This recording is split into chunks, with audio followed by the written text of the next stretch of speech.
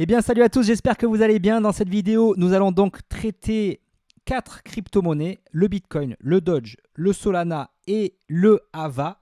Vous allez donc comprendre, eh bien, ou du moins interpréter avec moi, qu'est-ce qu'il est possible qu'il se réalise dans les prochains jours, les premières semaines, voire les prochains mois. On ne va pas perdre de temps et on va partir directement sur le graphique du Bitcoin.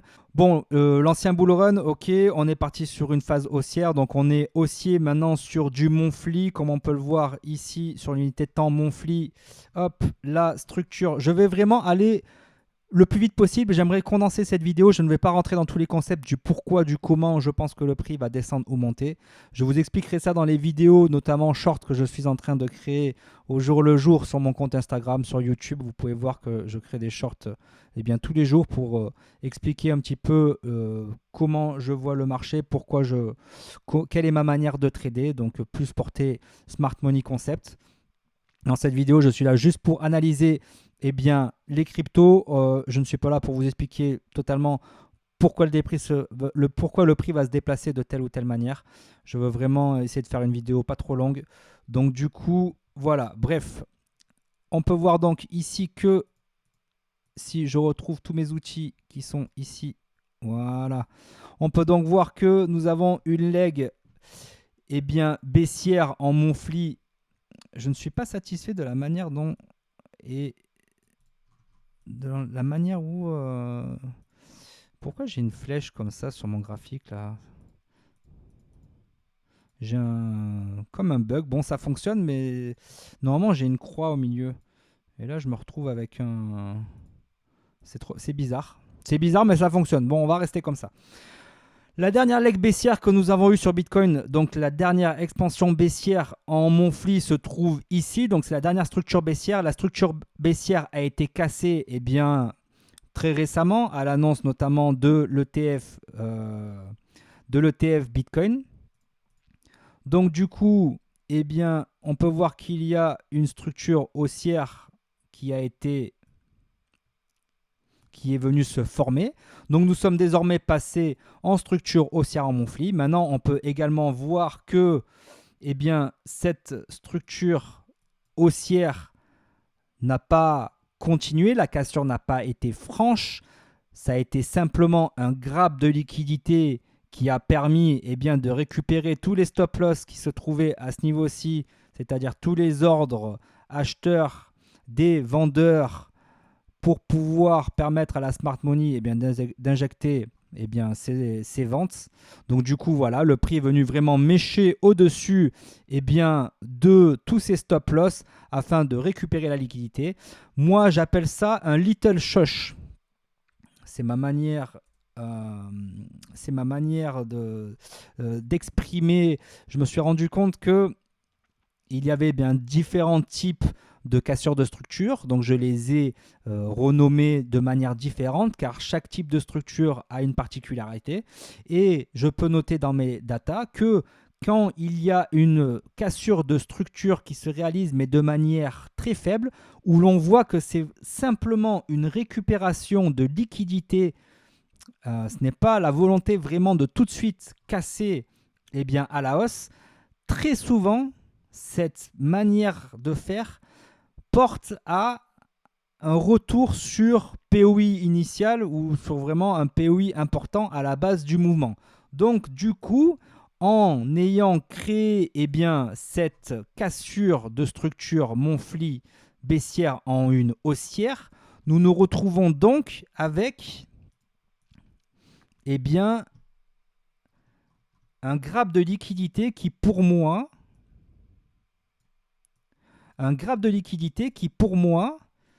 a de très fortes chances de faire revenir le prix sur le POI à la base de ce mouvement. Donc le vrai POI en monthly à la base de ce mouvement se trouve ici, comme on peut le voir sur le graphique en monthly. Maintenant, oui et non. Le vrai mouvement, je pense même en monthly, on peut l'interpréter ici. Quand on voit que la phase d'expansion, de retracement a été supérieure à 35% et que le prix a quand même bien réaccumulé dans cette zone dans une certaine durée de temps, la nouvelle structure haussière en monthly se trouve à ce niveau-ci, même si on pourrait la mentionner toujours ici dans une unité de temps 6 mois, mais en un mois, en weekly, en un mois et en weekly, la structure est à ce niveau-ci. C'est-à-dire que tant qu'on ne casse pas ce plus bas, nous ne sommes pas baissiers, nous sommes haussiers, du moins sur les unités de temps weekly et monthly. Donc du coup, ici se trouve la base du mouvement, le POI initial. C'est ici que a été injectée la majeure partie des ordres qui ont servi à l'impulsion haussière du prix. Ce qui veut dire que c'est également ici que s'est réalisé les manipulations afin de récupérer assez d'ordres acheteurs afin de réaliser le mouvement haussier. Ce qui veut dire qu'il y a de fortes chances que le prix revienne dans cette zone pour repartir. Alors, il ne va peut-être pas le faire d'un seul coup comme ici. Il peut également mitigate le POI 3.0 avant de partir. Ce POI qui se trouve à ce niveau-ci. Nous allons le voir dans une unité de temps inférieure. Je pense qu'on peut y aller même tout de suite. En daily, on voit qu'il y a eu à cet endroit-ci une mitigation qui a commencé de ce bloc, mais également en quelque sorte une réaccumulation d'une time frame inférieure, beaucoup moins importante que ici, cette réaccumulation, mais quand même notifiable. Du coup, cette zone se trouve comme un point d'intérêt. C'est une zone où le prix a de fortes chances de revenir pour pouvoir faire des plus hauts. De temps en temps, il arrive que récupérer l'argent qui se trouve, la liquidité qui se trouve sous la trading range suffise à créer des plus hauts. Maintenant, la majeure partie du temps, quand même, le prix devra revenir sur au minimum ce POI pour réaliser des plus hauts. Ce qu'on peut voir, c'est que la mèche est quand même venue toucher cette zone. Regardez. Voilà. Donc, on peut interpréter, même si c'est léger, j'aurais préféré que cela soit un petit peu plus... que la mitigation soit un petit peu plus profonde, que la mitigation dure un petit peu plus longtemps dans cette zone.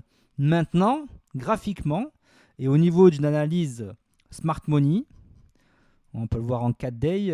4 day, on voit pas, la zone n'est pas très claire en 4 day. En daily, c'est vraiment le mieux. On peut voir en daily qu'il y a eu contact. Il y a eu contact et donc du coup, ce POI en partie peut être considéré comme légèrement mitigate. Et on peut bien voir qu'effectivement, au contact de ce POI, regardez l'impulsion qui a suivi. Contact avec le POI, paf, le prix, comment il a rebondi. Un petit peu comme si on touchait une ligne de courant. Car le prix se déplace de la même manière que le courant. Il y a des règles et donc les POI font partie de ces règles. Et on peut bien voir qu'effectivement, une fois qu'il y a eu contact avec ce POI, la mitigation a pris place et on a eu un mouvement haussier. Maintenant, on va rentrer dans la fractalité pour comprendre un petit peu plus qu'est-ce qui peut se produire désormais. Moi, ce que j'ai observé, donc du coup, j'ai commencé à analyser, si vous voyez cette vidéo, que vous revenez sur mes vidéos précédentes, j'analyse le Bitcoin, du moins sur YouTube, depuis cette partie-ci. Vous pouvez voir sur mes shorts que je prédisais qu'il y allait avoir une manipulation, que nous allions descendre plus bas pour casser cette trading range afin de faire des plus hauts dans un futur. Pour l'instant, le schéma prédit est en train de s'exécuter. Maintenant, nous rentrons dans la fractalité. Donc, il y a plusieurs schémas qui se mettent en... Il y a plusieurs schémas possibles. Et donc, du coup, je vais essayer d'interpréter ceci au maximum avec les concepts Smart Money. Donc, moi, ce que je peux vous dire, c'est qu'il y a eu donc la cassure ici qui s'est produit, la trading range. Ici, un nombre de liquidités vraiment très très très important. Donc, avec en plus l'annonce de l'ETF Bitcoin, beaucoup de gens s'étaient positionnés à l'achat comme ça avec des SL en dessous pour viser des plus hauts en se disant je veux pas manquer le bull run, ça y est, il y a tout qui pète à la hausse, je vais manquer ça, je l'ai manqué il y a 5 ans, je l'ai manqué il y a 10 ans, je veux pas le manquer cette année. Ils mettent leur stop loss en dessous, ils mettent un multiplicateur et voilà, ils sont tous fait sortir. Donc du coup, il y a énormément de liquidités qui a été récupérée à ce niveau-ci. Maintenant, la grande question, c'est est-ce qu'il y a assez de liquidités qui a été récupérée pour réaliser des plus hauts, ou est-ce que ce n'est pas suffisant et le prix va donc devoir manipuler, créer des redistributions afin de descendre de plus en plus profondément jusqu'à revenir sur ce POI initial. Ceci, eh bien, on ne peut pas le prédire on ne peut pas le prévenir de manière sûre, mais on peut essayer d'analyser ceci au mieux que l'on peut, jour après jour, en essayant de capter quels mouvements sont en création, où est-ce que de la liquidité est en train de se former, dans quel but, et donc c'est le but de cette vidéo. Donc moi, ce que je peux vous dire, c'est que ici, on a eu le droit à un mouvement... On a eu le droit à un mouvement daily to day. Donc ça, c'est un mouvement qui dure sur plusieurs journées, mais il est considéré comme un mouvement daily to day. Un mouvement daily to day, l'accumulation qui permettrait de pouvoir chercher ce high, c'est-à-dire cet order flow daily que l'on va tracer ici. Ici est un order flow daily. Bon, là, je l'ai mis en H4, mais on va mettre en D1. Même on va mettre D2. Voilà, donc ici se trouve l'order flow daily. Donc c'est vraiment le target que nous avons, des plus hauts. Nous sommes censés avoir le halving dans peu de temps. Les cycles haussiers de Bitcoin se reproduisent tous les 4 ans. On va rester dans l'idée que ce cycle continue à se produire. La structure est haussière sur l'unité de temps yearly, sur l'unité de temps monthly, sur l'unité de temps weekly. Tous les feux sont au vert pour nous dire acheter du Bitcoin. Maintenant, il faut acheter au bon moment. Comme on peut voir donc, la structure ici est une structure en daily, en 2-day, et donc il nous faudrait une accumulation en 1 heure pour pouvoir aller chercher ce plus haut. Pourquoi en 1 heure? Parce qu'il faut que les mouvements soient proportionnels. Ce n'est pas une accumulation de 5 minutes qui va délivrer un mouvement de 10 jours. Tout est question de proportion. Donc, pour aller capter un mouvement de cette ampleur, il nous faut une accumulation qui soit à la hauteur de cette ampleur. Donc, il nous faut une accumulation en 1 heure, voire moins. Pourquoi moins? Parce que vu qu'il y a eu énormément de liquidité qui a été récupérée à cet endroit-ci, on peut considérer tout ce mouvement comme une réaccumulation. Ce n'est maintenant que la trading range a été cassée, la distribution a été validée. Maintenant, ce mouvement peut se transformer en une réaccumulation et faire quelque chose comme ceci. C'est-à-dire que ici, nous serions ici et ici, nous sommes potentiellement ici. Potentiellement, je ne dis pas que c'est forcément ce qui va se passer. Je dis juste que schématiquement et au niveau de la proportion, de la grandeur des mouvements par rapport à l'accumulation ou la distribution, cela est possible. Nous sommes dans une accumulation 1 heure et on voit bien ici, non seulement déjà qu'il y a cette quantité phénoménale d'ordre qui a été récupérée à ce niveau-ci, ce support avec des equal lows quasiment parfaits, donc je ne vous dis pas le nombre de SL qu'il y avait en dessous. Et si on descend, qu'on zoome un petit peu en unité de temps 1 heure, on voit qu'il y a eu donc ici une création d'un support, donc d'un potentiel selling climax, automatic rally, secondary test, un uptrust, ici un STNB, pardon, mais c'est la même chose, un uptrust étant pour une distribution et un STNB pour une accumulation. Ici, on peut voir qu'on a eu à nouveau une création d'une accumulation d'une unité de temps inférieure, donc une accumulation fractale dans l'accumulation avec un selling climax, automatic rally, secondary test, STNB, spring, boum, cassure de la structure à ce niveau-ci. La structure a été cassée à ce niveau-ci, donc nous avons eu un choc fractal dans une unité de temps inférieure, je pense que c'est sur du 15 minutes, on doit le voir. On va zoomer un petit peu pour voir tout ça, pour que vous compreniez un petit peu. Mais voilà, on voit bien que à ce niveau-ci, il y a eu une cassure de la structure en unité de temps 15 minutes, 30 minutes. Je redézoome pour que vous voyez bien le mouvement dans son ensemble.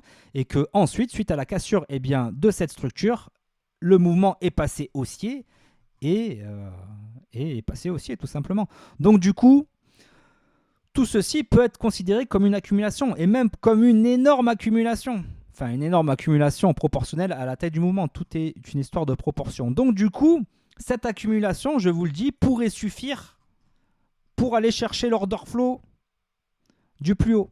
C'est possible qu'on ne redescende plus bas et qu'on continue plus haut. Maintenant, c'est également possible qu'on descende plus bas. Je dis juste que cela suffirait. Il y a assez d'ordres qui ont été récupérés. L'accumulation à ce niveau-ci est magnifique. C'est des manipulations que, comme on voit dans les livres. Hein. Donc, on ne peut pas mieux faire niveau schématique. Donc, du coup, c'est OK. Maintenant, donc, du coup, qu'est-ce qu'on peut dire? On peut dire qu'il y a la trading range qui a été formée à ce niveau-ci. Donc, la trading range HTF de la higher time frame de cette accumulation se trouve à ce niveau-ci. On pourrait dire vraiment en réalité qu'elle se trouve à ce niveau-ci, vraiment pour être, comment dire, pour être scolaire, vraiment l'accumulation principalement se trouve à ce niveau-ci. Donc la trading range a été cassée à ce niveau-ci. Maintenant, il y a également une accumulation d'une plus grande time frame qui est à prendre en compte avec cette trading range-ci. Donc on va dire que c'est la trading range basse et la trading range haute. La trading range haute a été cassée. Maintenant que cette trading range haute a été cassée, eh bien, c'est là où nous allons avoir la réponse à nos questions. C'est-à-dire, est-ce que maintenant que la liquidité de tous les vendeurs qui se sont dit « Ah bah ouais, bah maintenant le Bitcoin, ça va descendre jusqu'en bas, c'était sûr, je le savais. Donc du coup, eh ben, je me mets à vendre en même temps que tout le monde à partir de ce mouvement-ci et hop, je me fais sortir parce que eh bien, je vends en retard. Je suis toujours en retard sur les mouvements. Je comprends où c'est que va aller le prix, mais je ne vends pas ou je n'achète pas au bon moment et donc du coup, je me fais sortir. Eh bien, voilà, en cas d'école, eh bien, comment les vendeurs se font sortir. Tous les gens qui sont rentrés eh bien, en retard, et donc qui ont positionné leur stop loss très certainement au-dessus de ce high, eh bien, hop, on vient récupérer au-dessus. Maintenant, moi, ce que je peux vous dire, c'est que il y a ce bloc, ce bloc donc d'achat qui a réalisé cette dernière manipulation, qui n'a toujours pas été refermé. Donc, c'est pour ceci que, pour ma part, je verrai principalement pour l'instant, sur du court terme, des plus hauts, afin que l'on puisse au minimum eh bien, revenir toucher, avoir un contact avec ce bloc, mitigate les ordres acheteurs afin de pouvoir réaliser des plus bas. Quand je dis des plus bas, c'est plus bas, comme ça. Donc du coup, quand on voit ce qui est en train de se faire sur le prix est venu à cet endroit-ci et il a sur une time frame, on va dire 1 heure environ, distribué. La distribution n'est pas très belle, mais elle est ici. La trading range a été cassée. On est revenu sur le POI 2.0, 3.0 en lien eh bien, avec cette accumulation. Maintenant que le prix est revenu dans cet endroit-ci, l'accumulation par contre, quant à elle, est très belle. La distribution n'est pas très belle, l'accumulation est très belle. On voit qu'il y a énormément de highs qui sont intacts quasiment à la même hauteur. Moi, ce qui me fait dire que le prix, eh bien, il ne va pas s'arrêter comme ça. Il ne va pas descendre plus bas. C'est possible, mais du moins, quand je vois ce qu'il est en train de faire, avec des equal high un petit peu dans tous les sens, c'est de la liquidité pour inciter des gens à vendre qui est en train de se former. Et donc, du coup, on va, à 80% du temps, aller récupérer tous ces stop-loss pour faire des plus bas, si le prix veut faire des plus bas. Car comme je vous l'ai dit précédemment, maintenant, l'accumulation a été assez grande pour réaliser des plus hauts. Donc, différents cas de figure. Soit nous revenons sur ce POI initial de ce mouvement en 1 heure. Donc, 1 heure, 2 heures. Donc, c'est un mouvement 1 heure, 2 heures. Donc, on revient sur ce POI initial pour faire des plus hauts. Maintenant, revenir encore une fois sur ce POI initial voudrait dire créer encore de la liquidité à ce niveau-ci. La trading range de cette distribution n'a toujours pas été cassée. Donc, deux solutions. Soit on va partir directement au-dessus pour ensuite faire des plus bas. Soit on va d'abord récupérer la liquidité de cette trading range pour revenir sur le POI initial, fermer eh bien, les ordres vendeurs qui ont servi à la manipulation pour pouvoir eh bien, faire soit une complexification de la mitigation de toute cette partie pour ensuite faire des plus bas, ou alors pour directement faire des plus hauts. Hein.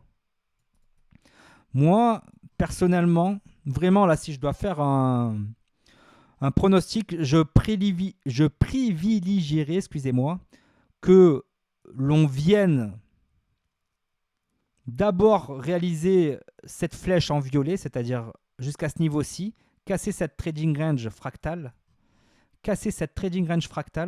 venir juste au-dessus, réaliser ce qu'on pourrait appeler un UT de cette distribution, pour ensuite, hop, je reviens, pour ensuite, eh bien, soit revenir sur le POI initial pour faire des plus hauts, ou alors revenir sur le POI initial. Ah, j'ai du mal à croire qu'on... Ah, ça m'énerve ces flèches.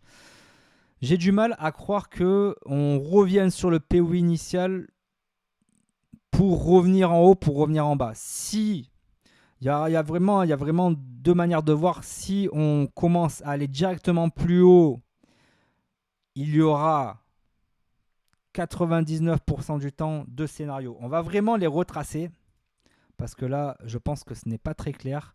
C'est pas facile toujours d'interpréter ce qu'on voit. Scénario numéro 1, pour moi, à privilégier. Ok. Scénario numéro 1, c'est ça. On casse la trading range fractale. On vient plus haut réaliser un UT. On revient ici, mitigate les ordres sur le POI initial. Et là, boum. Voilà. Donc là, en plus, en même temps, on aurait mitigate cette zone. Là, tac, tac. Et là c'est parti. Personne s'y attend. Et le prix, il décolle et on y va. Ça, c'est scénario numéro 1. Ok.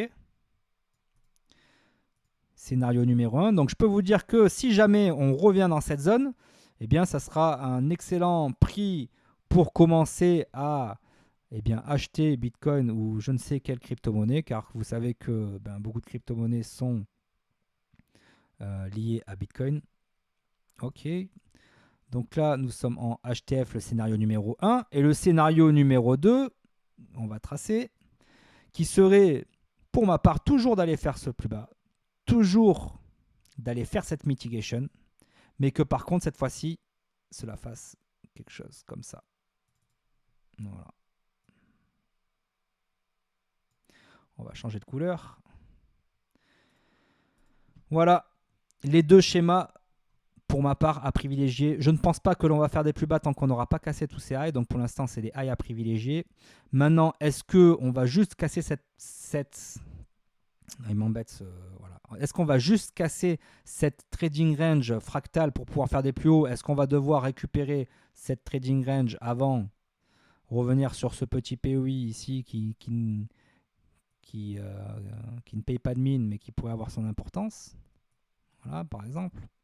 Comme ça, casser la trading range, récupérer la liquidité, partir au-dessus, récupérer tous les vendeurs qui sont positionnés ici en se disant c'est bon, je vais capter le grand mouvement, mitigate les ordres du POI initial de la tendance vendeuse en H4 et redescendre plus bas, soit sur ce POI, donc on pourrait donc considérer ceci par exemple comme cela, voilà, ça pourrait être un scénario pas mal aussi. Comme ça nous ferait un selling climax, automatic rally, secondary test, un up trust à ce niveau-ci, et boum, le prix ensuite il part. Voilà. Donc là, je vais juste effacer 2 secondes pour que vous voyez.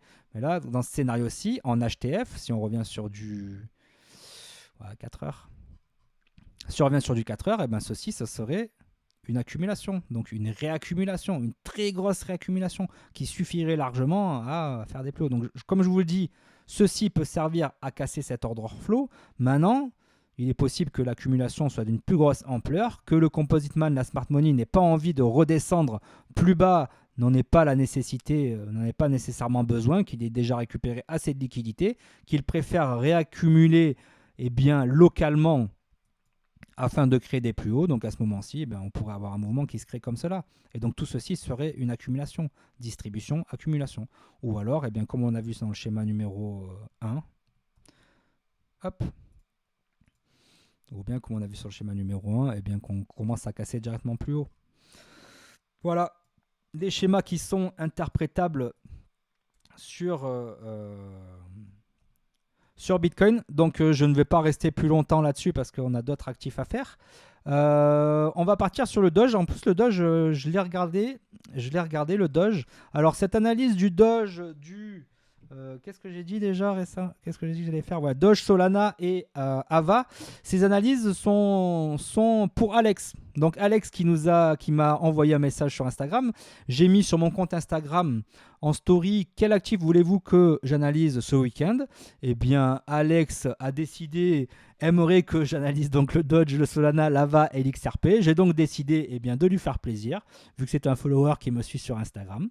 Et en plus, quelqu'un que je connais depuis longue date. Donc du coup, eh bien, nous allons analyser le Doge. Donc quand tu dis Doge, je pense que tu penses au Dogecoin. Même si j'ai vu qu'il y avait un Doge qui existe que je ne connaissais pas. Peut-être que tu parles de celui-ci. Moi, je pense que tu parlais quand même du Dogecoin. Je pense que le Dogecoin peut nous faire quelque chose d'assez sympathique dans ce bull run. Je l'ai analysé. Je l'ai analysé pour moi personnellement il y a quelques temps. Voilà. J'ai pas de dessin sur de. Comment ça se fait que j'ai pas de dessin là? C'est bizarre ça. J'ai pas tracé de structure, rien du tout. Bon, ok. Bon, c'est pas grave. Donc du coup, juste pour préciser pour ceux qui atterriraient sur cette vidéo et qui ne connaissent vraiment pas les cryptos, il faut savoir que c'est Bitcoin qui est la locomotive. Donc quand on a analysé Bitcoin, en réalité, on a un petit peu analysé toutes les crypto-monnaies, même si chacune va faire un petit peu sa vie un petit peu plus tard. Quand on voit comment va se comporter Bitcoin, eh bien, on a une idée de comment vont se comporter les autres cryptos. Même s'il y a des cryptos qui vont très certainement descendre moins bas si jamais Bitcoin se met à dropper, à chuter, il y a des cryptos comme Solana, comme notamment Dogecoin en partie, qui ont beaucoup de chances de descendre, de moins subir la chute, car elles sont montées moins haut. Bon bref, vous allez comprendre, parce qu'elles sont dans des niveaux de prix qui incitent à penser qu'il y a peu de chances qu'elles reviennent plus bas. Bon, ben on va faire l'analyse ensemble, hein, vu que j'avais tracé des analyses sur Doge, mais je sais pas, j'ai plus aucun dessin. Bon, bah, c'est pas grave. Donc, du coup, déjà, on peut voir qu'on a un niveau de liquidité qui est intéressant à ce niveau-ci. On peut voir qu'on a quand même de la liquidité qui a été récupérée ici, donc une belle accumulation. Ok. Tac, tac, tac, liquidity. Ok. On a quand même le POI qui est resté en mouvement ici. Donc, moi, vous voyez, j'ai mis une zone là. J'ai mis une alerte au cas où le prix se mette à dropper de manière violente et que nous donne la chance de revenir à cet endroit-ci. Ce serait une super zone d'achat ici, comme ça, là. Si on commençait à revenir là, hop, positionne comme ça, avec un SL. Voilà, un SL sous ce lot, voire sous ce lot, voire même sous ce lot, hein, selon votre agressivité. Mais voilà, ça serait vraiment une super zone d'achat. Je ne pense pas qu'on va revenir jusqu'ici, mais pourquoi pas, tout est possible. Donc du coup, on peut voir eh bien, qu'il y a eu un grab de liquidité qui s'est fait à cet endroit-ci, comme sur le Bitcoin. Alors oui, il y a eu un grab de liquidité dans une certaine unité de temps. Maintenant, si on dézoome un petit peu, ce grab n'est pas forcément... il est interprétable également comme des equal high. Hein, si on dézoome, oui, il est venu un petit peu plus haut, mais bon, on va dire quand même qu'il reste dans la même tranche de hauteur. Donc du coup, il y a de la liquidité qui a été créée au-dessus. On peut voir quand même par contre qu'au sommet de cette distribution, il y a bien eu un high suivi d'un high encore plus haut. Donc du coup, un high suivi d'un high, eh bien, ça conforte dans le fait que la distribution est puissante et on peut bien voir que effectivement, le prix a quand même bien tombé. Donc maintenant, ce qu'on peut voir, eh bien, c'est qu'on est revenu sur ce POI. Décidément, je ne vais pas y arriver avec mon graphique. Hop. On peut voir qu'on est revenu sur ce POI initial. On est revenu sur ce POI initial, donc ceci est un mouvement daily haussier. Okay. Ici, je vais le tracer pour que vous voyez bien les choses, parce que moi c'est vrai que je vois un peu aller comme ça, mais il faut quand même que ça soit compréhensible pour la vidéo. Donc du coup, on a ce mouvement en daily. En weekly, est-ce qu'on pourrait dire que c'est la même chose? Ouais, donc c'est un mouvement daily, weekly, haussier. Donc on est dans cette leg haussière, dans cette expansion haussière. Ok. On a cassé également, je pense, en monthly. Quand on va voir en monthly rapidement.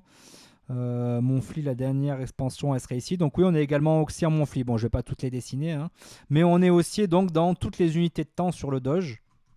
Donc en daily, en yearly, en monthly, en weekly. Bref, tous les feux sont ouverts comme le Bitcoin. Donc on peut voir qu'on est revenu, on a ce plus gros bloc baissier qui est vraiment à la base du mouvement, même ce gros bloc baissier, ce bloc, ok.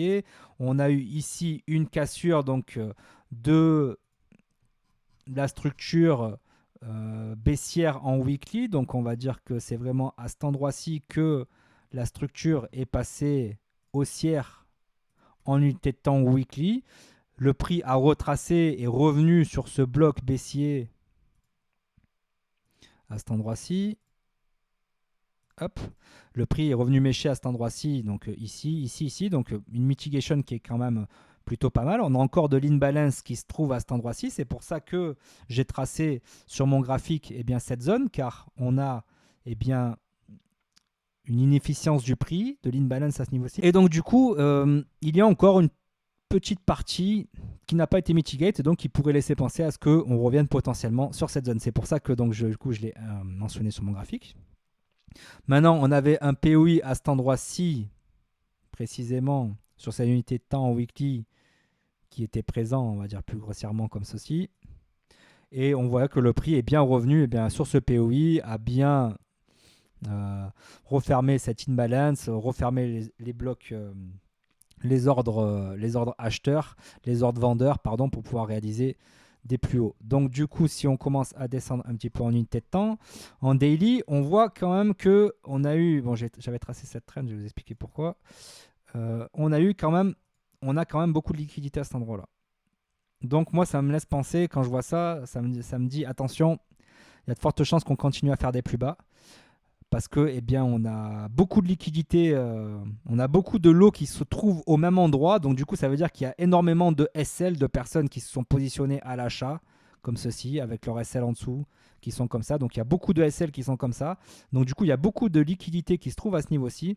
C'est ce qui pourrait laisser penser à ce qu'on fasse une mèche finale, un STNB, peut-être même un Spring pour descendre jusqu'ici. Donc ça pourrait nous faire quelque chose comme ça, STNB, Spring pour faire des plus hauts. Donc STNB, ça serait comme ça. Maintenant, potentiellement, on fait peut-être pas le Spring. Peut-être que l'STNB suffira. Et à ce moment-là, on fera quelque chose comme ça. Voilà. Donc là, ici, cela pouvait être interprétable comme l'automatic rally. Ici, ça peut être interprété comme un SOS, Sign of Strength, signe de force. Que je ne dise pas de bêtises. Oui, c'est ça. SOS, c'est Sign of Strength, donc un signe de force. Et Sign of Weakness. J'ai un anglais, il est parfait. Un Sign of Weakness quand on est dans une distribution. Donc, on a bien eu un SOS à cet endroit-ci qui s'est créé. Moi, maintenant, les SOS, j'aime pas trop ça parce que ça nous casse la trading range. Donc, ça nous casse potentiellement tous les vendeurs qui étaient. Pardon. Si, c'est bien ça, je suis bien dans mon sens. Tous les vendeurs qui étaient positionnés à ce niveau-ci et qui se sont dit ok, moi je vais vendre le prix parce que je sais que Dogecoin ça va descendre, je mets mon SL juste au-dessus de cette trading range, donc de cette AR pour vendre. Maintenant, on a récupéré toute cette liquidité.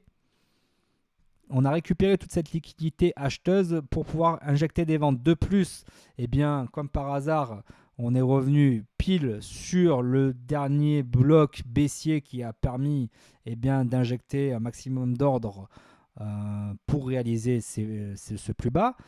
Donc on a mitigate ces ordres acheteurs à l'inverse du sens de la smart money. Donc du coup maintenant tous les indicateurs nous disent que il y a de fortes chances qu'on descende. Alors est-ce qu'on va descendre tout de suite? Je ne sais pas, mais pour moi sur Doge on serait parti sur quelque chose comme ça. En premier, en lower time frame, en bleu, voilà. Donc en rose c'est plus, on va dire qu'en rose c'est quelque chose de plus long-termiste. Et ça c'est le scénario numéro 2. Mince, je me trompe sur les couleurs, excusez-moi. HTFV2. Ah, HTFV1, c'est pas possible. Voilà. En bleu sur du court terme et en orange et en rose et en violet sur du long terme, les deux scénarios possibles. Donc du coup, voilà pour moi. Je pense que ici, on a un nouveau POX qui s'est formé à ce niveau-ci. Maintenant, on va zoomer un petit peu quand même pour aller voir ce qui s'est passé plus précisément. Non, Ouais, ici on est revenu sur ce bloc, ok.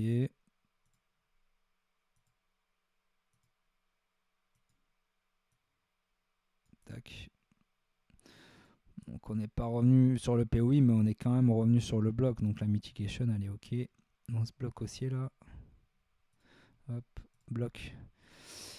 Donc on voit bien qu'on est quand même revenu sur ce bloc. Dans la mitigation, serait ok. Hein. Surtout que ce bloc est quand même en lien avec celui-ci, de par cette mèche. Donc il y a quand même un lien. Il y a un lien entre tout ça. Donc on n'est pas obligé de revenir aussi haut. On pourrait, dans un schéma court-termiste version 2, partir sur quelque chose comme ça. Juste aller mitiguer de ce petit POI ici et descendre.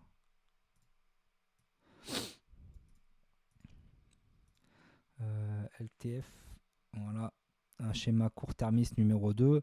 En sachant qu'on pourrait avoir encore un autre petit schéma vraiment pour rentrer dans, dans la précision. Mais voilà, après, ça faut devoir faut d'avoir au moment T. Hein. On peut pas savoir. On pourrait très bien avoir ça, ça, ça et ça. On va le faire encore d'une autre couleur. On va le mettre lui en blanc. Voilà.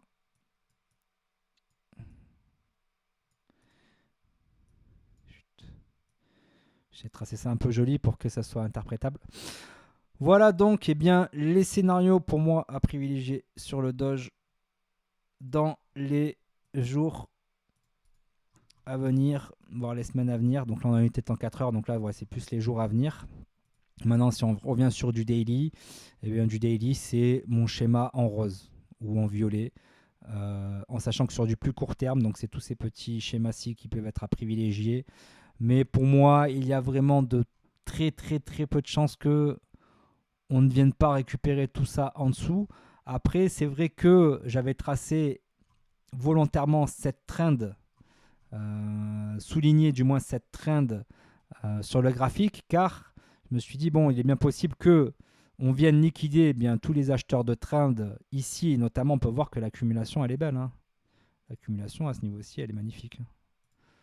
Là, on a une belle accumulation à ce niveau-ci avec une belle mèche qui est venue récupérer tout ça. Le prix n'a pas été impulsif, mais à mon avis, c'est quelque chose qui ne va pas tarder. Hein. Là, sur du court terme, il va y avoir une hausse. Là, il y a la liquidité, tout ça au-dessus. Là. Donc, il y a des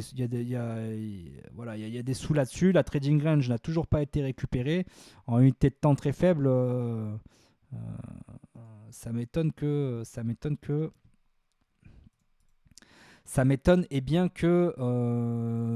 c'est quasiment impossible qu'on puisse faire des plus bas sans récupérer tout ça. Hein. Donc du coup, tout ça, ça confluerait bien avec notre vision de Bitcoin potentiellement, où on voit que Bitcoin allait faire des plus hauts, faire un UT pour aller revenir sur un PO initial qui pourrait être interprété comme ce PO ici un petit peu plus profondément, voire celui-ci. Voilà, donc vous voyez que quand on a analysé Bitcoin, ensuite on peut analyser un peu tous les actifs. Donc du coup, voilà, faites un petit screen. Hein. Amusez-vous à regarder qu'est-ce qui va se passer cette semaine. Mais je peux vous dire que là, avec cette accumulation, cette trading range intact, il est quasiment sûr que l'on revienne dans cette zone. Ensuite, est-ce qu'on va réaccumuler pour revenir plus profondément sur le POI initial avant de faire des plus bas ou revenir plus profondément dans ce POI 2.0 et qu'à ce moment-ci, ceci puisse être interprété comme être interprété en higher time frame comme un buying climax et qu'à ce moment-ci, ici, ce soit un secondary test, un UT, boum, pour descendre d'une time frame inférieure. Voilà. Voilà les choses pour moi qui sont à privilégier sur le Dogecoin. On a dit donc ensuite qu'on allait faire le Solana. Solana, je le regarde beaucoup. Solana, je l'ai tradé cette semaine. Je l'ai pris à la hausse. Hein. J'ai pris un petit mouvement haussier. J'ai pris quelques R. Pas grand chose, mais j'ai pris un petit truc dessus en intraday. J'ai pris un trade dessus. On va dézoomer sur notre ami Solana. Hop là, il est où? Hop, allez, on est là. Voilà, donc Solana, comme Bitcoin, la structure est haussière en yearly, la structure est haussière en monthly. On va se la tracer rapidement. Hop, ne faites pas attention à mes dessins. Hein. Ne jugez pas juste avec les dessins comme ça rapidement. Il faut qu'on revienne dessus. Des fois, c'est des analyses que j'avais fait précédemment. Les choses peuvent changer et évoluer assez rapidement selon ce qui est en train de se produire au jour le jour, semaine. Ok, donc là, contrairement... Alors voilà, il y a quand même quelque chose à notifier avec Solana, c'est que contrairement à Bitcoin, nous n'avons pas cassé nous n'avons pas cassé ce mouvement baissier. Donc ce mouvement baissier qui pourrait être interprété comme un mouvement baissier, peut-être pas en moufli, mais en 6 mois. Donc ici, on est toujours dans une structure baissière en unité de temps 6 months. MO6. Voilà, donc quand je dis 6, c'est MO, c'est pour dire 6 mois. Hein. C'est pour dire mois, pardon. Voilà. Donc du coup, on est toujours dans une structure baissière en 6 mois, mais à voir quand même la force qu'a Solana. Je l'observe, je l'ai beaucoup regardé cette semaine. Et j'ai vu que quand même, très souvent, quand Bitcoin fait des chutes, Solana a l'air plutôt solide. Alors est-ce qu'il va me faire mentir et dégringoler plus bas moi, en tout cas, de ce que je vois graphiquement, j'ai l'impression qu'il a beaucoup moins de chances de chuter pour faire des plus hauts. Surtout que là, il y a eu, contrairement à Dogecoin, regardez, il y a eu une belle récupération de liquidité. Regardez tous ces lots-là, à ce niveau-ci, qui ont été méchés. C'est un petit peu comme le graphique de Bitcoin. Hein. On est un petit peu comme Bitcoin, mais il est encore plus encourageant. On a encore plus envie de croire à une impulsion qui va être vraiment puissante parce que la distribution, quant à elle, est beaucoup moins grande, beaucoup moins détectable, beaucoup moins belle que sur Bitcoin. Tandis que l'accumulation, elle, est vraiment grosse. Quoi. Donc on a une distribution qui est très petite, une accumulation qui est proportionnellement beaucoup plus grande et on est bien revenu par contre dans le bloc. On voit bien que là, cette mèche comparée à Bitcoin qui a à peine touché son POI 3.0 dans cet order block, là on peut voir que Solana, lui, quant à lui, il est bienvenu à l'intérieur, là il n'y a pas de doute. Donc Solana, à mon avis, quand ça va partir, accrochez-vous. Hein. Accrochez-vous, Solana, quand ça va partir, c'est déjà bien parti. Il a déjà fait un sacré mouvement haussier et les indicateurs nous montrent que ça n'a pas l'air d'être fini. Contrairement également à Bitcoin, on peut voir que la trading range qui pourrait principalement se trouver ici n'a pas été récupérée. La trading range de ce Selling Climax, Automatic Rally, Secondary Test, Uptrust, UTAD, on est venu récupérer, oui, des liquidités, mais on n'a toujours pas cassé la trading range. Donc là, tous les feux sont verts pour dire on va monter, l'accumulation est belle. Ici, il y a eu certes des liquidités qui ont été récupérées. On va les voir en unité de temps inférieure. Donc en 4 heures, on a eu potentiellement ici une distribution qui s'est créée, mais le mouvement n'est pas rationnel. Enfin, on ne peut pas vraiment interpréter ça comme une distribution parce que l'UT est beaucoup trop haut par rapport à cette zone. Donc du coup, c'est vraiment ici une réaccumulation, ici une phase d'expansion et ici une petite distribution, ce que moi j'appelle un fake shush. C'est-à-dire que le prix nous a fait croire qu'il allait casser la trading range, mais au final, il s'est arrêté juste avant pour revenir. Ce qui veut dire qu'il y a énormément de liquidités ici. Il y a beaucoup de vendeurs qui se sont positionnés ici avec des SL au-dessus en se disant bon bah là on a une résistance, on va pas casser la résistance, nanana, le Bitcoin il va descendre, donc du coup je me positionne en vente. Donc du coup ici il y a de l'oseille, il y a de l'argent, il y a de la liquidité, il y a beaucoup d'ordres. Il y a beaucoup d'ordres vendeurs à les récupérer, donc les vendeurs qui sont de la liquidité acheteuse pour injecter de la liquidité vendeuse. Donc du coup, il y a énormément d'argent à aller récupérer plus grossièrement sur cette trading range, sur ces highs, tous les gens qui ont vendu à ce niveau-ci, ou même qui ont vendu à d'autres endroits. Hein. Ils ont pu vendre ici, ils ont vendu ici, ils ont vendu ici. Voilà, il y a beaucoup de gens qui ont vendu à différents endroits avec différentes tailles de SL, mais ce qui est sûr, c'est qu'il y a énormément de SL au-dessus de cette zone, et donc du coup, si Solana venait à faire des plus bas, ce qui m'étonnerait qu'ils viennent Vraiment, ce schéma en rose, là, je vais l'enlever parce qu'il nous induit en erreur. Celui-ci aussi il commence à m'énerver. Hop, ça dégage. Ça, c'était des trucs que j'avais fait à l'époque. Excusez-moi. On va le faire en live. Mais du coup, vraiment, voilà. Le nouveau schéma, pour moi, à privilégier sur le Solana, ce serait... Je ne pense pas que on puisse revenir directement ici pour faire ça.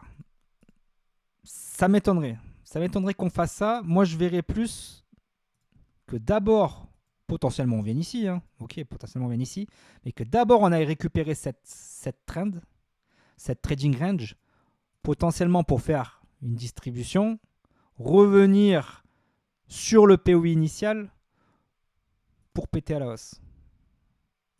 Tac. Voilà. Donc ça c'est le schéma, on va dire, court-termiste numéro 2.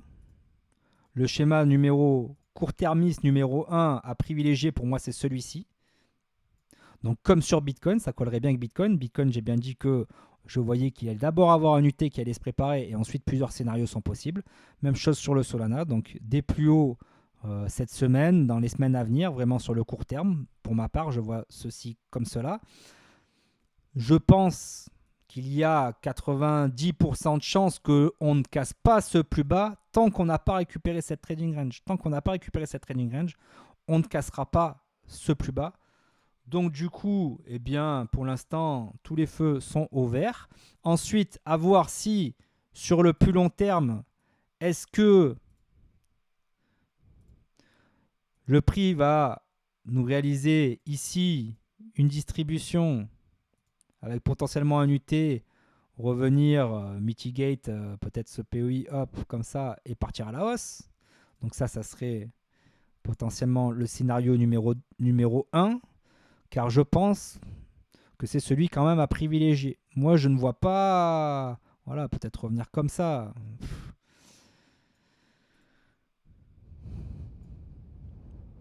Peut-être revenir comme ça. Distribution, on reviendrait ici. Ensuite, on viendrait casser la trading range qui a été créée à ce niveau-ci.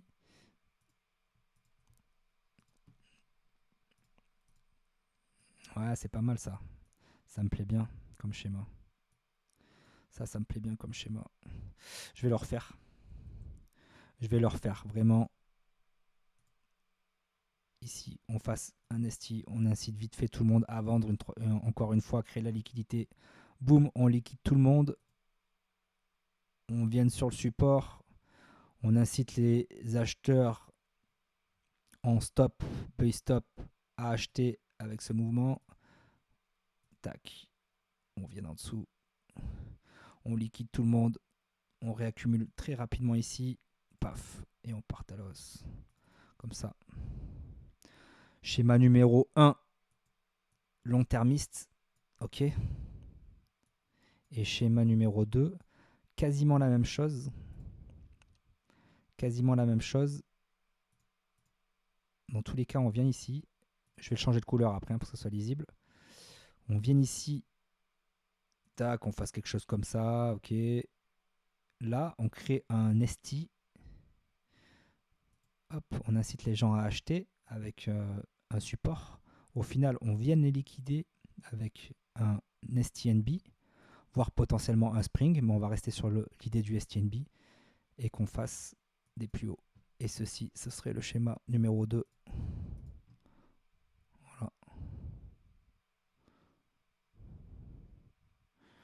Voilà. J'étais bien comme ça? Non, j'étais comme ça. Bon, bref.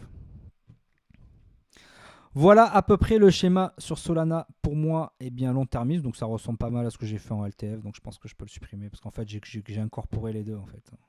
J'ai fait du HTLTF, j'ai incorporé les deux unités de temps. Mais voilà, ça vous donne une idée. Donc ouais, Solana super fort personnellement là quand je vois cette accumulation, elle est magnifique. Elle est magnifique.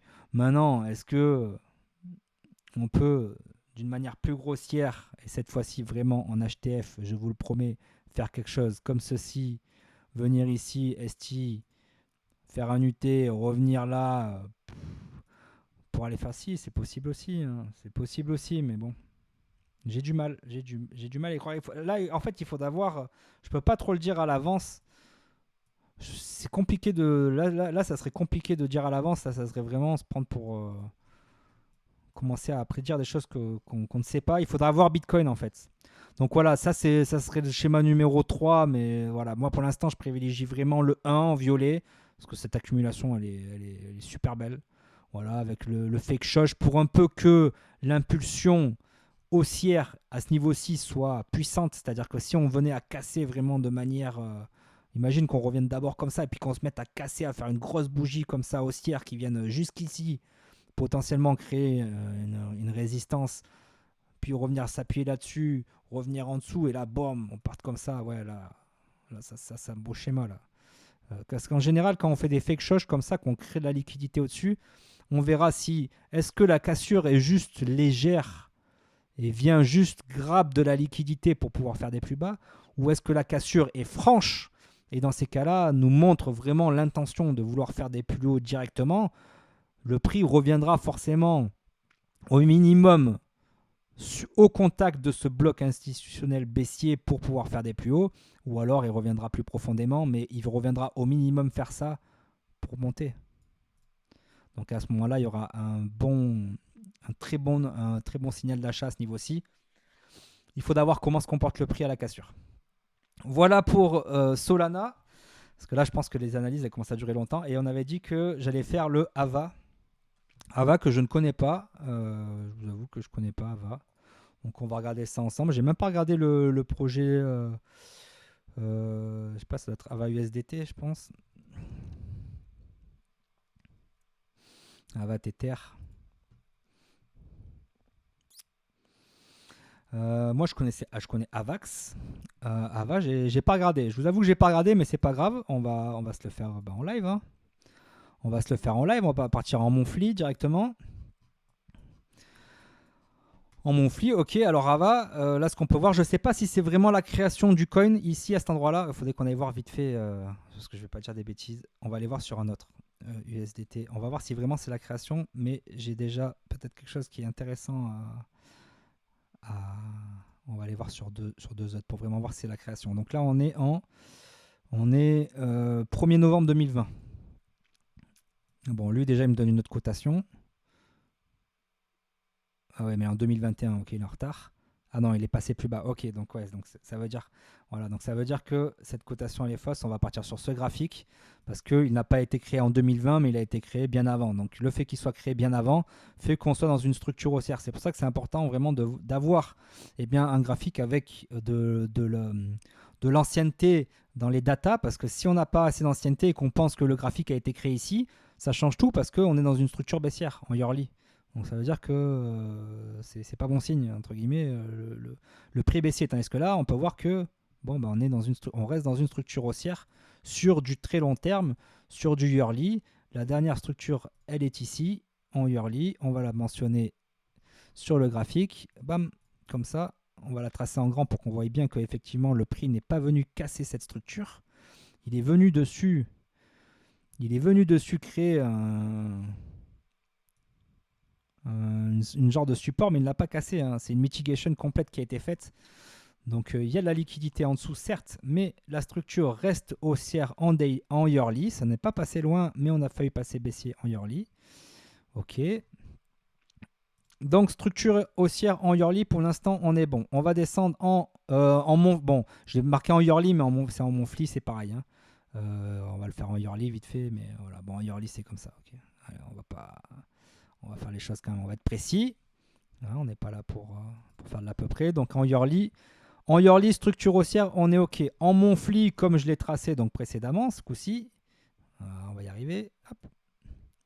En monthly, on est comme ça. Hop, monthly, haussier, boum, hop, hop, tac, tac, tac. Voilà, on va descendre un peu tout ça. Voilà, ça marche pas. OK, monthly, et là,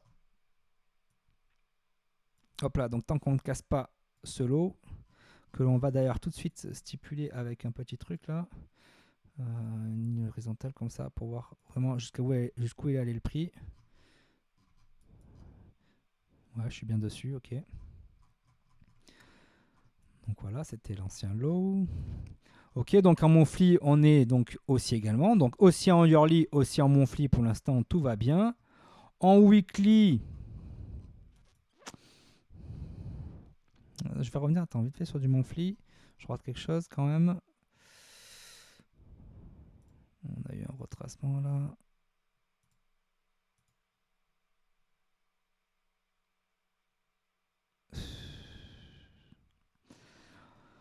On a quand même eu cette mèche là. Tac. On est quand même revenu quasiment à 50%, donc potentiellement le retracement il est valide pour dire que la structure en yearly elle est passée baissière à ce niveau-ci.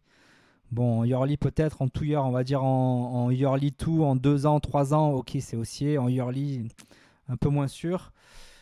En monthly, pardon. Alors en monthly, 3 mois, 6 mois, c'est ok. En monthly, 1 mois, un peu moins sûr. On va aller sur du weekly. Et là, on va commencer à voir des choses. Donc en weekly, ok. Ce retracement avec toutes ces mitigations, je pense qu'il peut être considéré comme valide en weekly. Ah, purée, je m'embrouille. Je m'embrouille dans ce que je fais. Hop. Ouais, donc c'est ok, c'est valide. Donc la structure, elle était haussière en weekly jusqu'ici. Ici, je pense que ça peut être considéré comme valide. Donc on est passé ensuite baissier en weekly. Ok. Même potentiellement en monthly, mais bon, on va rester sur du weekly. Voilà. Donc la structure baissière en weekly. Ok, baissière, baissière. Et là, on a eu une cassure récemment. Ok, baissière, tac. Et on a eu la cassure haussière, donc à ce niveau-ci, en weekly. Maintenant, on a quand même eu ce retracement ici, à ce niveau-là. Et on est repassé baissier, j'ai l'impression. Bon, on va dire que ça, c'est... On va dire qu'on est aussi en unité de temps weekly, 2 week, quoi, en 2 semaines. Voilà, en 2 semaines, c'est OK. En 2 semaines, c'est OK. Donc, unité de temps haussière en 2 semaines. Structure haussière en unité de temps 2 week. OK. Maintenant, en weekly, on peut voir qu'il y a eu ce retracement et j'ai l'impression quand même qu'on est passé en dessous. Ouais, on est passé en dessous. Donc du coup, ici, si vraiment on suit bien les mèches, on est passé baissier en weekly. Donc on est dans une unité de temps, on est dans une structure haussière en 2 semaines, mais on est dans une structure baissière en 1 semaine. Je pense que c'est quand même la 2 semaines à privilégier parce qu'on a cet order block. Maintenant, on va regarder en unité de temps inférieure. Est-ce qu'on a un POI sympa, une zone d'imbalance à aller chercher dans des unités de temps inférieures? Ouais, ici déjà il y a un POI là, tout en bas à tracer, donc une zone d'achat intéressante avec de l'imbalance où on voit que les mèches ne sont pas revenues. Ok, il y avait ici un POI intéressant qui, eh bien, on est en plein dedans avec de l'imbalance légèrement. Ici, on voit qu'entre les deux mèches, il y a un trou. Donc ça, c'est un concept important pour définir les zones d'achat et de vente.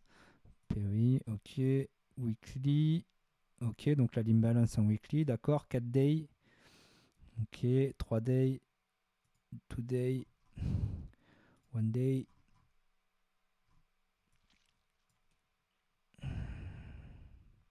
Ah, potentiellement un petit peu ici. Petite zone ici aussi. Achat là. Hop. Ah, on voit là. Si on zoome en daily, hop, on voit que y a la mèche elle s'arrête ici, l'autre mèche elle met ici. Donc tout ça, ça c'est une zone d'imbalance.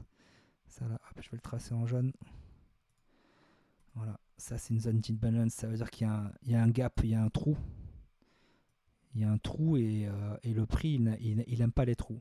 Le prix, il aime bien aller refermer les ordres. Donc ça veut dire que le prix il a été impulsif à ce niveau-ci, qu'il y a eu beaucoup d'ordres qui ont été injectés à ce niveau-là, et on peut voir qu'effectivement la base de ce mouvement eh bien, part de cette zone-ci. Donc c'est vraiment un order block important. Et pour nous montrer que vraiment il y a eu beaucoup d'ordres qui ont été injectés, eh bien, on a eu une grosse bougie haussière qui montre que les vendeurs, eh bien, les ordres de vente n'étaient pas là en face. Donc du coup, eh bien, il y a un gap, il y a de l'imbalance, et donc du coup cet imbalance, eh ben, c'est quelque chose que le prix aime bien aller refermer avant d'aller faire des plus hauts. Donc déjà avec cette imbalance, eh ben, on pourrait se dire que potentiellement on revienne sur cette zone. Surtout que là, eh bien, on a un gros niveau de liquidité. Hop, ici. Voilà. Donc là, on peut voir que contrairement par exemple à Solana qui a fait sur son retour, on va revenir un petit peu en unité de temps pour voir un petit peu mieux le graphique. Sur son retour, suite à sa chute, il a créé une belle accumulation avec une belle mèche à la fin, un STNB pour faire des plus hauts. On peut voir que là, contrairement sur AVA, certes, on a cassé donc la structure, donc on est passé baissier ici, on était de temps inférieur, donc on a eu un choche, mais la cassure n'est pas franche. Déjà de 1, donc en réalité, on a créé une sorte de support que je vais enlever ça là parce que ça me dérange en fait. Voilà, on n'oublie pas qu'on est baissier en weekly, mais du coup, on peut voir que il y a un fort niveau de liquidité, et donc du coup, ça incite fortement à penser que le prix, ils viennent chasser tout ça et potentiellement pour faire des plus hauts. Déjà, voilà, ce fort niveau de liquidité nous fait penser qu'il y a très forte chance qu'on revienne sur ce POI, voire peut-être celui-ci, si Bitcoin se met à chuter au final plus bas, eh bien, on reviendra très fortement à ce niveau-là. Maintenant, je pense que sur cet actif-là, on ne pourra pas casser ses plus hauts tant qu'on ne récupère pas tout ça. C'est quasiment impossible. Donc du coup, tant qu'on ne casse pas, tant qu'on ne casse pas ces lots, on n'ira pas chercher cet order flow déjà. Donc ça, c'est une première chose. Je vais juste descendre une unité de temps rapidement. On a un petit imbalance, peut-être 12 heures. Ouais, on a une belle zone 12 heures, 16 heures, je pense que c'est mieux. Ouais, 12 heures. Parce que là, on est sur un mouvement... c'est quoi? C'est même pas du 4 heures, ça? Ouais, 6 heures, 8 heures. 10 heures. Bon, on a une zone à ce niveau-ci. Une zone de vente. Avec de l'imbalance juste en dessous. On voit ce gros imbalance là, tout ça. Donc ça pourrait laisser penser à quelque chose comme ça. Hop. Donc ça pourrait laisser à penser à quelque chose comme ça. Là ici on est sur la trading range, on est revenu sur ce POI. Ok, ce POI qui est en lien avec le précédent, d'accord, il y a bien eu des mitigations de partout.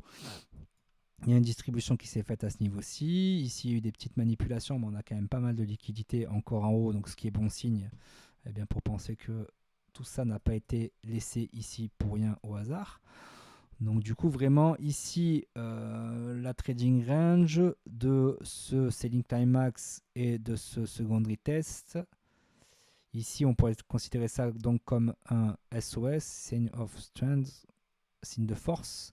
Maintenant on a un nouveau secondary test qui s'est créé, donc ceci pourrait être interprété dans une time frame supérieure comme une trading range. Donc du coup, eh bien, tant qu'on ne casse pas cette trading range, en fait, en même temps, cette trading range, elle arrive sur le POI, donc elle fait la mitigation. Par contre, il y a quand même pas mal de liquidité dessus, parce qu'on voit quand même qu'il y a, cette mèche là, donc il y a quand même beaucoup de high, donc il y a quand même pas mal de sous au-dessus.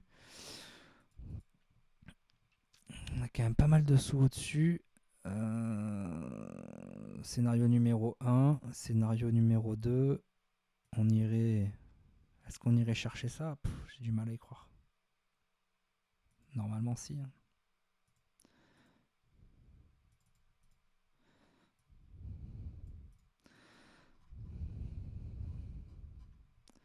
Parce que là, en plus, il a récupéré la liquidité, oui, mais est-ce qu'il en a récupéré suffisamment pour tomber? Normalement, pour réaliser potentiellement des plus bas afin de revenir, imaginons qu'on veuille revenir jusqu'ici, ça serait plus comme ça. Ça serait plus comme ça. Donc là, secondary test, ok. On irait potentiellement, donc comme ceci, je vais le refaire. On irait potentiellement comme ceci, casser la trading range et revenir comme ça. Voilà. Donc ça serait le schéma si jamais Bitcoin se met à dropper. Il pourrait même faire quelque chose comme ça. Je vais le refaire encore une fois. Désolé, je m'y reprends plusieurs fois, mais en plus ça fait un petit moment que je tourne, donc je commence à être un peu moins attentif.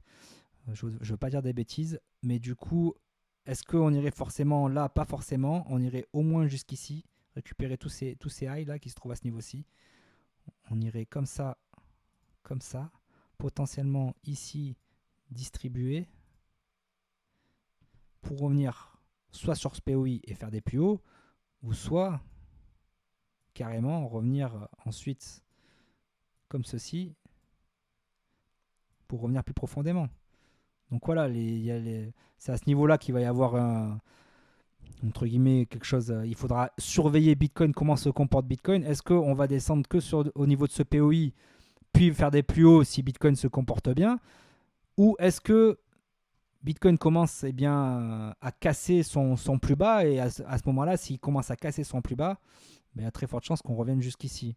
Maintenant, il n'y en a quand même pas beaucoup de liquidité, donc ce scénario, j'y crois un peu moins. En tout cas, quand on vient de récupérer ça, déjà, c'est quasiment sûr. Voilà. Pour qu'on revienne à ce niveau-ci, ça m'étonne qu'on ne récupère pas cette trading range avant de faire ses plus bas. Maintenant, potentiellement, il pourrait y avoir, ça pourrait être créé sous la forme d'un spring, donc potentiellement faire quelque chose comme ça, un STNB, un spring, et ensuite casser. Voilà. Donc ça peut être ça peut être ok aussi. Même d'ailleurs, je pense que c'est un peu plus probable parce que remonter là-haut pour redescendre, pour remonter, bon, à moins que Bitcoin commence à prendre du temps à faire tous ces mouvements, c'est possible également, mais voilà, il faudra regarder. Donc pour l'instant, là, c'est mon avis sur le Hava. J'avoue que la lecture, elle est pas. Je vais effacer tout ça. Ça me porte à confusion de voir tous ces dessins. Ouais, donc ouais, il y a vraiment une trading range à ce niveau-ci. On va aller récupérer ces plus bas. Maintenant, est-ce qu'on va faire un spring pour directement remonter? Est-ce qu'on va faire des plus bas? Voilà, là c'est vrai que toutes les cryptos, on est un petit peu en attente de Bitcoin. Hein. C'est lui le patron. Hein. C'est lui qui choisit. Si Bitcoin n'a pas envie d'y aller, ça va être compliqué pour les autres. Maintenant, même si Bitcoin descend super bas, il y a beaucoup d'autres actifs qui subiront moins la chute car ils ont voilà, comme celui-ci, on voit qu'il est déjà, il n'y a pas eu de grosse phase d'expansion, il n'y a pas eu d'over-extension, donc du coup, on ne peut pas précisément dire jusqu'à quel endroit il va retracer, c'est un petit peu tout condensé, donc les mouvements risquent d'être inférieurs, même s'il y a quand même une zone qui est intéressante à ce niveau-ci, avec cette imbalance qu'on va quand même tracer. Hop. Là. Ouais, je le mets en POI, mais je vais le mettre en jaune. Voilà, donc on a quand même une zone d'imbalance, donc on a quand même cette zone qui est intéressante. Maintenant, ce qui est un peu dérangeant avec cet actif là, c'est qu'on a ces lots là. On a ces lots et ça c'est un petit peu dérangeant et surtout qu'on a juste en dessous. Je dis pas que ça va aller jusque là, hein, mais juste en dessous on a quand même ce POI là qui. Là il y a des sous en dessous. Hein. Là, j'imagine pas le nombre de gens qui se sont mis pendant tout le bull run là, ils se sont tout le bear market. Ils se sont mis à acheter comme ça et ils se sont dit ok, on va pas redescendre sous ce lot, donc du coup je me positionne là. Donc là il y a énormément de SL, donc va savoir si Bitcoin il commence à chuter vraiment violemment et qu'il revient sur son POI initial. Est-ce qu'il n'y aurait pas un moment ils reviennent ici puis il nous crée au final une belle mèche à la fin et que tout ça soit interprétable au final comme une accumulation qui ne soit pas terminée? Car on a eu un plus haut ici, mais on n'a pas encore récupéré tout ça, quoi. On n'est pas encore revenu, j'ai envie de dire, assez haut dans le prix pour se dire que, ok, maintenant, il va juste mitigate à ce niveau-ci et repartir. Il reste encore un pourcentage de chance qui nous dit que ça peut revenir là-dedans. Là, aussi bas, bon, j'irai peut-être pas jusque-là, mais au minimum là. Voilà, surtout que Bitcoin, maintenant, s'il part, après, très forte chance que l'actif il parte aussi. Voilà. Voilà, et puis après, comme target, potentiellement des plus hauts, mais il y aura des zones potentiellement à aller viser pour commencer à prendre des profits partiels pour potentiellement après racheter plus bas. Donc on a déjà un SPOI là qui est pas mal en monthly, 3 mois, 1 mois, 2 week, fais voir. Ouais. Ici, on a cette zone qui est pas mal où le prix, tu vois, il pourrait faire, une fois qu'il monte, s'il arrive bien jusqu'ici, il pourrait ici retracer un petit peu pour continuer, s'il a envie de continuer, hein. Ou alors autant il distribue et il nous fait un bull run pas terrible comme le XRP l'année dernière, et ils se mettent au final à faire un bull run moins puissant que le précédent, et ils n'arrivent pas à créer des plus hauts parce que là du coup on était en 2021, ok, 2020, 2009, 2019, 2024, 2020, donc l'ancien bull run. Ouais, donc il a fait qu'un cycle haussier. Du moins avec les datas que j'ai là sur ce broker, il a fait qu'un cycle haussier, donc je ne sais pas s'il a vécu auparavant un autre cycle haussier, donc on n'a pas trop de comparatifs. C'est compliqué de dire est-ce qu'on va aller faire des nouveaux sommets ou pas. Ça, c'est pas là. On aurait un comparatif avec un autre, avec un ancien bull run, peut-être qu'il y a sur un autre broker, mais voilà, c'est vrai qu'avec avec les datas que j'ai sur ce graphique, je peux pas en dire plus. Je dirais quand même par sécurité, voilà, quand on va commencer à passer haussier, surtout qu'on a on voit qu'on a la liquidité là à ce niveau-ci là avec ces highs. Donc pour ne pas être trop avide, pour quand même sécuriser des gains, si les personnes se placent sur cet actif, je dirais que dans cette zone, ça pourrait être intéressant de commencer à se servir, hein. Parce que imaginons qu'on ne fasse pas qu'on ne fasse pas des plus hauts et que le prix commence à faire ça, et puis au final attaque voilà, il fasse un petit fake et comme ça, et hop, et puis il redescende, et puis il commence à aller casser ça. Merde. Ah, pardon. Et puis qu'il commence à aller casser ça, bon, je dis pas qu'il va le faire, hein. Voilà, et puis là qu'on arrive en bear market et puis qu'au final il restagne comme ça, un petit peu comme ce que nous a fait l'XRP. Donc voilà pour le Hava, analyse un petit peu plus complexe, parce que le prix est quand même pas mal condensé. Ce qui est sûr, c'est que pour faire les plus hauts, on va devoir aller récupérer tout ça. Donc les personnes qui souhaitent investir là-dessus, il y aura un bon prix d'achat pour les personnes qui croient au projet ou qui croient à la crypto-monnaie, avec bien des equal high à ce niveau-ci et à ce niveau-ci qui pourront donner bien une super zone de vente pour commencer à prendre des bénéfices, partiels ou total. Et voilà ce que j'ai à dire sur le Hava. J'espère que cette vidéo vous a plu. J'espère qu'elle n'a pas été trop longue. J'ai pas regardé. Ça fait 1h15. Voilà, je voulais faire quelque chose de court. Je me retrouve à faire quelque chose de 1h15. Donc c'est quand même long. Je vous dis à très bientôt pour de nouvelles analyses. N'hésitez pas à vous abonner à ma chaîne. N'hésitez pas à vous abonner également sur mon compte Instagram, Diego Meta Trader, où vous retrouverez une partie de mes analyses que je réalise des fois pendant la semaine, ou tout simplement pour vous améliorer un petit peu en trading. J'aborde les concepts fondamentaux sur le trading, donc tout ce qui est les structures de marché.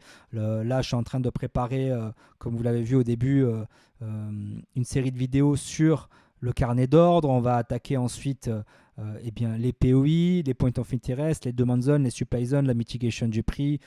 Voilà, vraiment accumulation, distribution, manipulation. Bref, on va aborder tous les sujets et je vais vous expliquer de jour en jour comment j'analyse les marchés, comment se déplace le prix et comment vous pouvez l'utiliser à votre avantage, que ça soit pour faire du trading ou même pour faire de l'investissement. Ça peut être super intéressant pour les personnes qui souhaitent juste investir, pas forcément trader, et bien d'avoir des notions, des compétences de trader quand on veut investir. Cela peut aider à acheter ou à vendre un actif au bon moment. Quand on voit que le prix commence à dessiner quelque chose qui nous montre qu'il va commencer à se retourner, avoir des compétences de trader peut être grandement utile.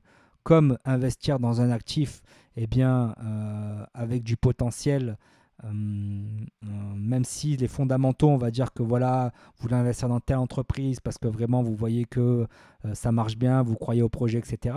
Avoir des notions de trading, avoir des notions d'analyse graphique, peut vous aider à prendre la bonne décision, du moins au bon moment, répartir vos zones d'achat, séquencer votre budget en différentes parties, faire entre guillemets du DCA, mais du DCA optimisé. Au lieu de tout simplement acheter tous les mois à n'importe quel prix, eh bien vous pouvez acheter tous les mois ou tous les 2 mois, mais en ciblant vraiment des zones intéressantes, comme ici, quelqu'un qui voudrait faire du DCA sur cet actif, je lui dirais attends qu'on casse ce support. Là, une fois qu'on casse ce support, oui, là, c'est un super endroit pour faire du DCA. Donc, tu fais un coup de DCA, tu as un budget de 100, tu mets 25 ici, 50, 75 ici, et tu gardes 25 au cas où on redescend jusqu'ici.